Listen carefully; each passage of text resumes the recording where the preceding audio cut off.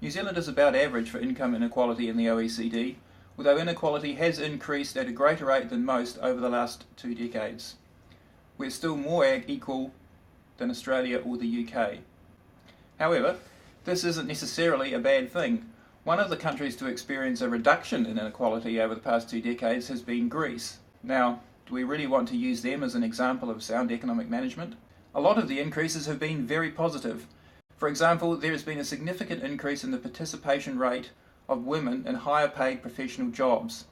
Some other changes, though, have been less positive. Working for families will have made a significant difference here, with payments being made available to families on incomes of up to $140,000 a year. Libertarians' view is that income inequality is not a government issue. It is up to individuals to decide what level of effort they want to put in.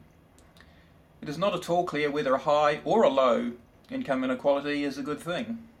In particular, it cannot be said that an increase in income inequality means things are getting worse. It is actually just as likely that they're getting better. High income inequality might be bad if it results from institutional structures that make it too hard for people to improve their position in life. Institutional support for class structures or trading in political favours may mean that a select group is able to capture most of the gains from any economic growth. Conversely, low income inequality might also be bad if it results from excessive government interference in the economy.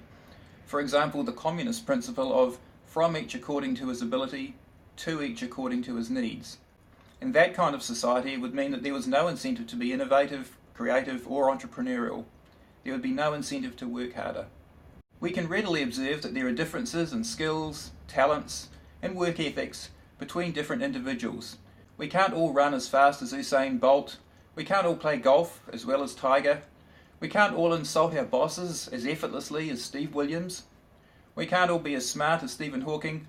And we can't all run businesses as well as Steve Jobs or Bill Gates. So given these observable differences in talent, it would be very surprising if there weren't differences in outcomes. Indeed, any attempt to reduce these differences in outcomes acts to punish those with more talent or those who work harder. They should actually be celebrated rather than being reduced as many left-wing parties try to do. Libertarians does have a policy concern in relation to income mobility.